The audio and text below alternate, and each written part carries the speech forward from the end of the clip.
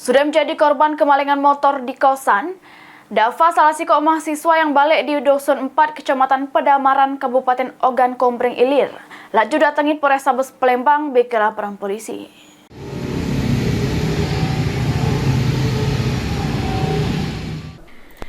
Nasib apes yang dialami Dava, salah satu warga Dusun 4 Kecamatan Pedamaran Kabupaten Ogan Komering Ilir, sudah menjadi korban kehilangan motor merek Yamaha WR BG5017 KBA dengan total kerugian diperkirakan 40 juta rupiah.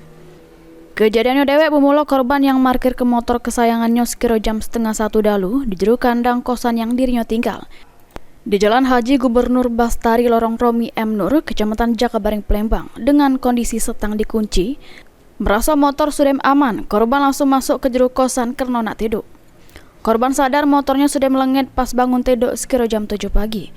Korban menduga motornya lengit sekira jam 4 subuh, karena korban nanya sama kawan sekosannya sekira jam setengah 3 subuh motornya masih ada.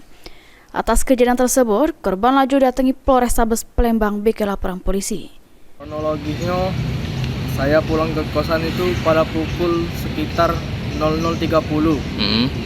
Lalu saya tinggal sejenak, bangun pagi, itu sekitar jam 7 pagi, motor tersebut sudah tidak ada di lokasi atau di kos saya.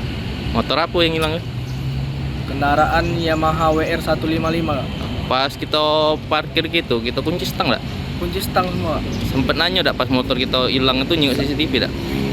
Untuk CCTV sekarang lagi belum ada, Kak.